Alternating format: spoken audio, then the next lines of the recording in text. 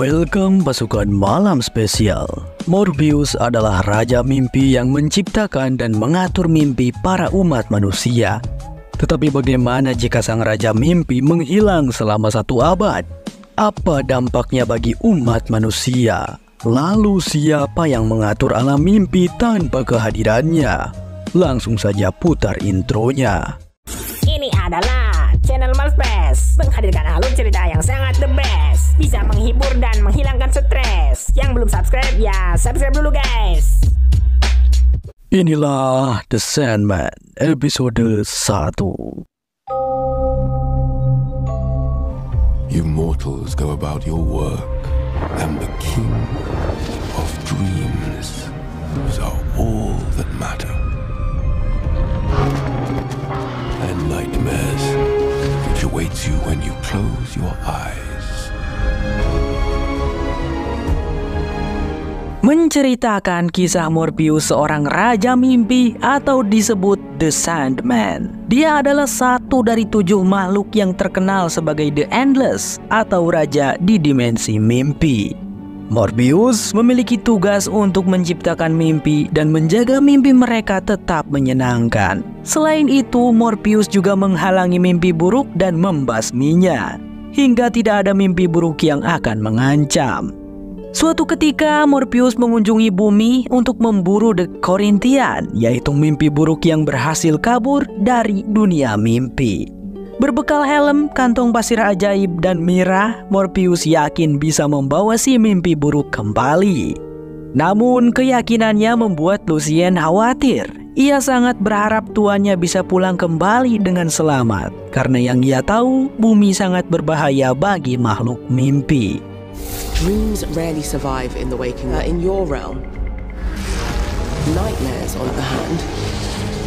Di bumi, seorang dokter bernama Hathaway mendatangi kediaman temannya di Inggris yang merupakan seorang penyihir bernama Roderick Burgess. Namun ia lebih suka dipanggil Magus. Roderick selalu membuka ritual untuk orang-orang yang ingin bergabung dengan ordo misteri kuno yang dibuatnya. Namun tujuan dokter ini bukan untuk itu. Hathaway menceritakan kalau putranya telah meninggal beberapa hari lalu. Roderick turut sedih, namun ia juga mengungkapkan bahwa putranya juga meninggal dunia. Dia adalah Randall, satu-satunya anak yang ia banggakan dan akan menjadi penerus kekayaannya. Ya, padahal jelas-jelas Roderick juga punya anak laki-laki yang lebih kecil bernama Alex. Tetapi sayang ia seperti tak dianggap, malah seperti budaknya. Dr. Hathaway memberikan buku Magdalene Grimoire yang dipesan Roderick. Buku tersebut berisi mantra pemanggil malaikat. Jika Roderick berhasil membaca mantranya, maka ia bisa meminta Death untuk menghidupkan kembali putra mereka yang telah meninggal. Di sisi lain, Morbius telah menemukan Corinthian di bumi. Ia sedang membunuh orang-orang yang fana dan mengambil matanya. Corinthian memohon pada tuannya untuk tidak menghukumnya kali ini. Namun sayang, saat Morbius berusaha menarik Corinthian, ia tertarik daya yang tak biasa, yaitu panggilan dari mantra yang Roderick bacakan. Pulled from an angel's wing, give you a song I stole from. Hear the darkness. Hear the darkness. I summon you with pain. Hear the darkness.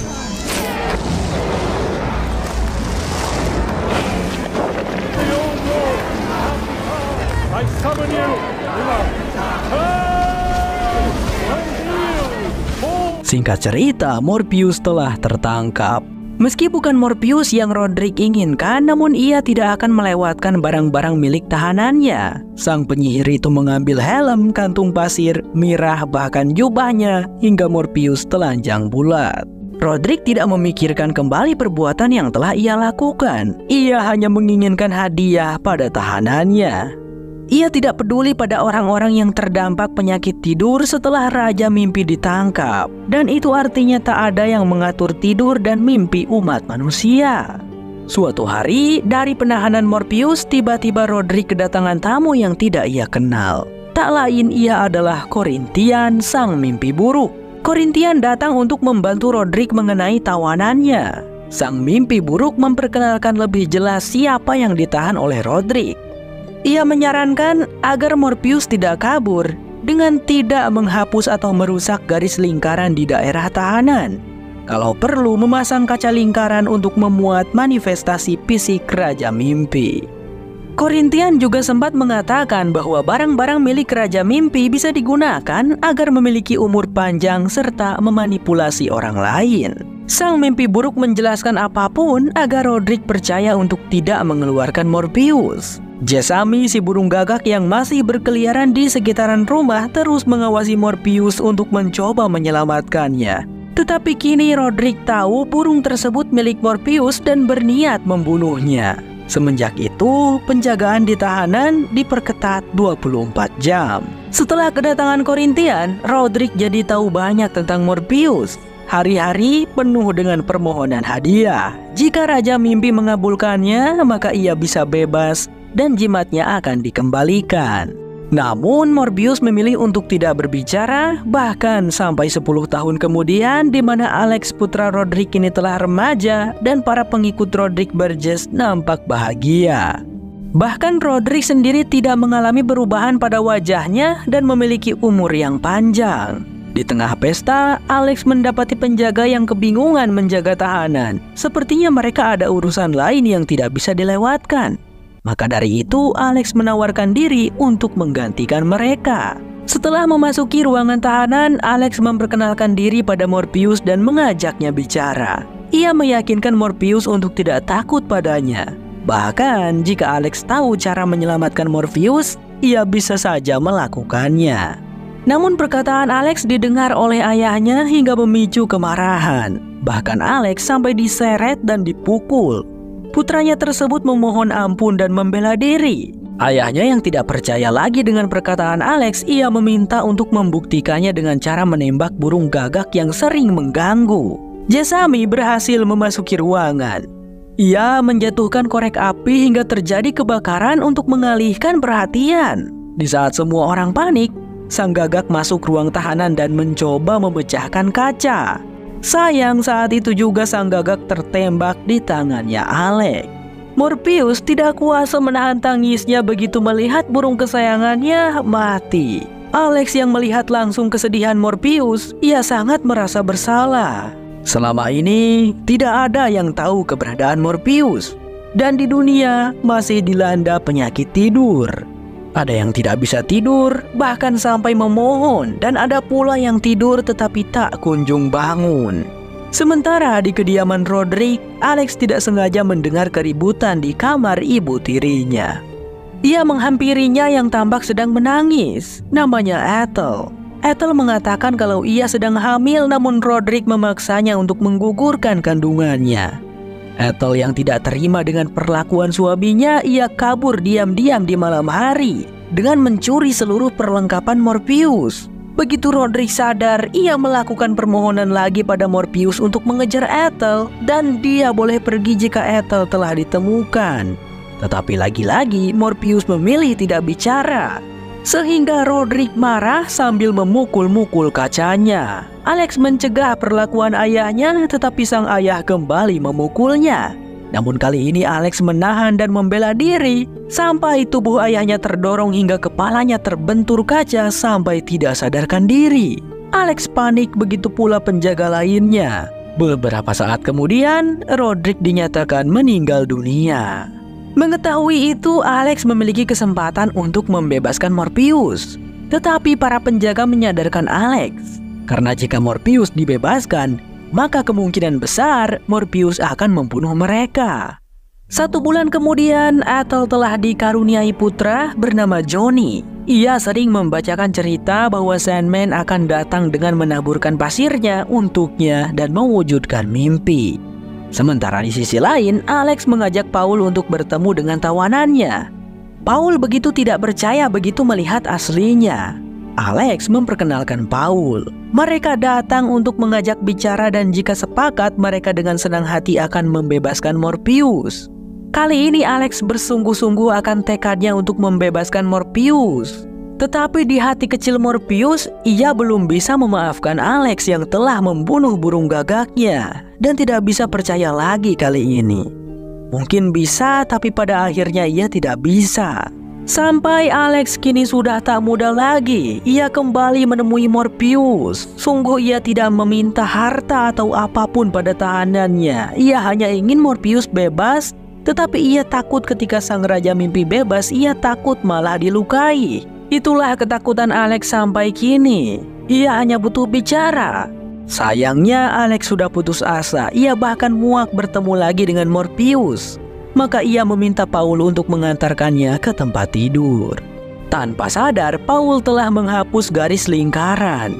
Ia tidak menghiraukannya dan kembali ke atas. Morpheus memanfaatkan kesempatan itu dengan memanipulasi tidur salah satu penjaga.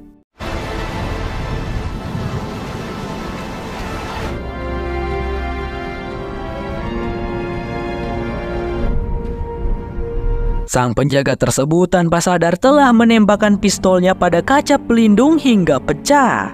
Morpheus kemudian membuat mereka tertidur.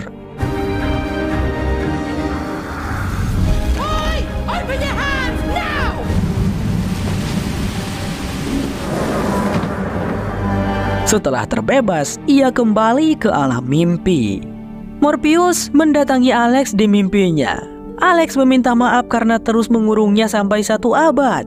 Maka dari itu Morpheus menghukum Alex dengan hukuman tidur 1 abad juga, berisikan mimpi buruk dan kekacauan. Di sisi lain, Corinthian telah mengetahui kebebasan Morpheus, maka ia memutuskan untuk pergi dari kediamannya. Lucien memburu Morpheus begitu tuannya telah kembali ke alam mimpi. Ia nampak begitu terharu, begitu pula Morpheus. Lucien mengajak Morpheus bergegas ke istananya. Namun ia mengatakan kalau istana tidak seperti dulu. Begitu terkejutnya Morpheus setelah melihat kondisi alamnya, kering, bobrok, dan tidak berpenghuni. Ia sedih dengan apa yang terjadi selama ia tidak ada. Namun, apa boleh buat, semua telah terjadi. Dan Morpheus berniat untuk mengembalikan keindahan istananya. The Sandman bersambung, berlanjut ke episode 2. Lucien mengantar Morpheus ke istananya. Hati sang raja begitu rapuh saat melihat istana yang ia bangun tak hidup lagi. Tak ada satupun barang miliknya yang tersisa. Bahkan rakyatnya pun ikut meninggalkannya. Sedangkan Lucien masih bertahan karena keyakinannya pada Morpheus yang akan kembali. Kini aku tak bisa memperbaiki istanaku tanpa perlengkapanku, Lucy, ujar Morpheus. Morpheus menceritakan barang miliknya yang direnggut oleh manusia dan entah di mana barang tersebut sekarang. Morpheus butuh sang takdir untuk memberitahu keberadaan jimatnya. Tetapi untuk mencapai itu Morpheus tidak punya banyak kekuatan, apalagi untuk membayarnya. Ya, harus disuap dulu baru sang takdir ngasih tahu. Kecuali jika masih ada barang yang tersisa miliknya, maka Morpheus bisa menyerap kekuatan tersebut. Lucien mengaku ada satu barang miliknya yang masih tersisa, yaitu seekor naga yang dulu pernah ia berikan kepada rakyatnya sebagai hadiah.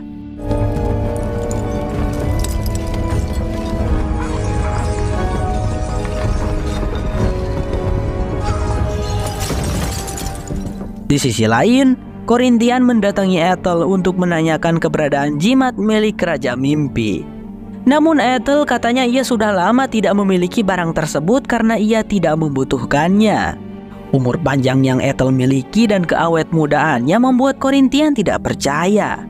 Corinthian mengatakan kalau sang Raja Mimpi akan segera datang lalu menghukum Ethel karena telah mencuri.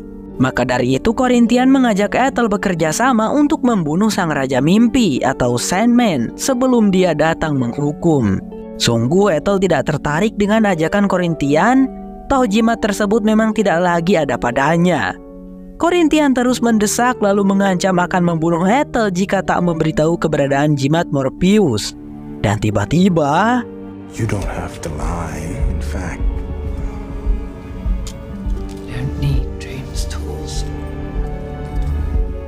What makes you think that? My own.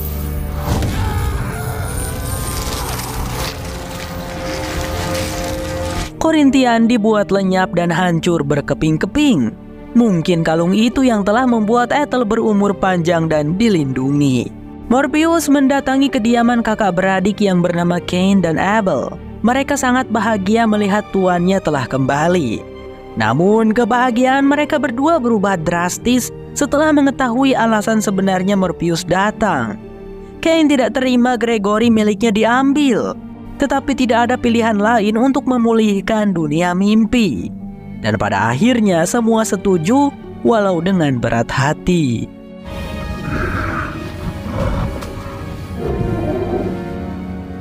You have served this kingdom with great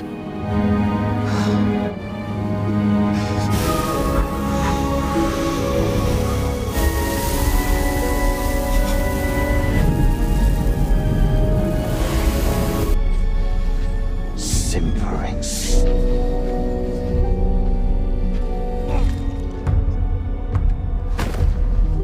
Setelah berhasil menyerap energi dari naga, Morpheus dan Lucien mendatangi danau yang telah gelap. Morpheus akan terjun ke bawah untuk mendapatkan syarat-syarat yang diminta sang takdir. are as much a part of me as I am of them. Those come from a young Japanese and represent surrender and sacrifice for the greater good. Take from them what I require. Morpheus mendapatkan ular lambang transformasi sebagai bahan sesembahan. Ia juga mendapatkan telur naga. Setelah mendapatkan syaratnya, sang raja mimpi mendatangi tempat sang takdir dan memanggilnya. Summon the fates, the Hecate, the one who is three. Morpheus, it's been a while. Are you eating? Are you hungry? You look thin, love. He is, but not for food. Look at him. Rupanya kedatangan Morpheus bisa dibaca oleh ketiga wanita yang merupakan sang takdir. Mereka menagih sebagai bayarannya.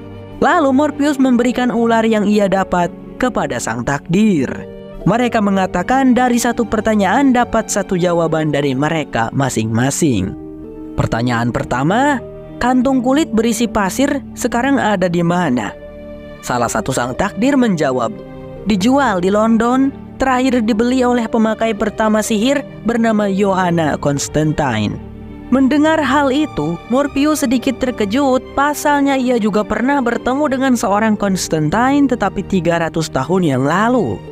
Pertanyaan kedua, helmku bagaimana sekarang? Salah satu sang takdir menjawab lagi, helmmu dibarter kepada sang iblis, ditukar dengan jimat pelindung.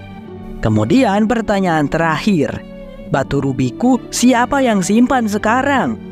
Sang takdir lainnya pun menjawab, seorang ibu memberikannya kepada putranya.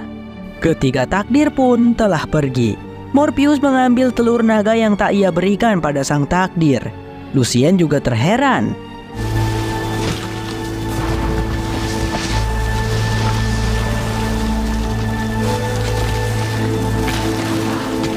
Ternyata telur naga itu memang bukan untuk sang takdir, melainkan untuk Cain dan Abel sebagai tebusan. Tentu hal itu membuat Cain dan Abel gembira akan kedatangan bayi naga yang baru. Sementara di sisi lain, Ethel mengunjungi John putranya di rumah sakit jiwa. Putranya nampak tua dan sakit. Ethel kali ini berusaha mengobrol dengan putranya, kemudian meminta maaf karena telah memasukkannya ke rumah sakit jiwa. Ibu mau membahas batu rubi itu, John, ucap Ethel. Morpheus telah mengetahui keberadaan pasir dan helmnya. Ia berniat turun ke dunia nyata untuk mengambil kantung pasir terlebih dahulu. Setelah itu mengambil helm ke neraka. Lucien meragukan kepergian tuannya tanpa gagak, tetapi Morpheus tidak ingin lagi, cukup Jessamine yang terakhir. Gak apa-apa Lucy, lagi pula aku sudah cukup kuat sekarang, jangan khawatir, ucapnya Morpheus. Setelah berpamitan dengan asistennya, Morpheus pergi ke dunia nyata melewati sebuah danau gelap. Tak lama dari Morpheus pergi, Corinthian kembali ke alam mimpi akibat serangan dari jimat Ethel. Sedikit informasi, makhluk mimpi tidak akan bisa mati kecuali dilenyapkan oleh penciptanya. Lucien datang memburu lalu mengajak Korintian masuk ke istana untuk menetap. Tetapi ia malah ingin pergi lagi ke bumi dan mengkhianati tuannya. Dia berkata, "Mending kamu ikut saya deh ke dunia nyata. Seru tahu? Ngapain di sini? Bukankah si Morpheus itu lebih mentingin dirinya sendiri?" Dasar nolep, ujarnya. Lucien cuma diem aja, enggak menanggapi yang macam-macam.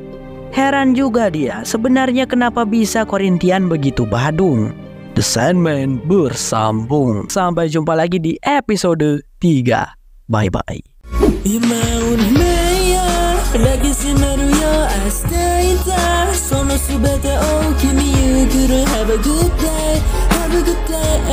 Have a good day.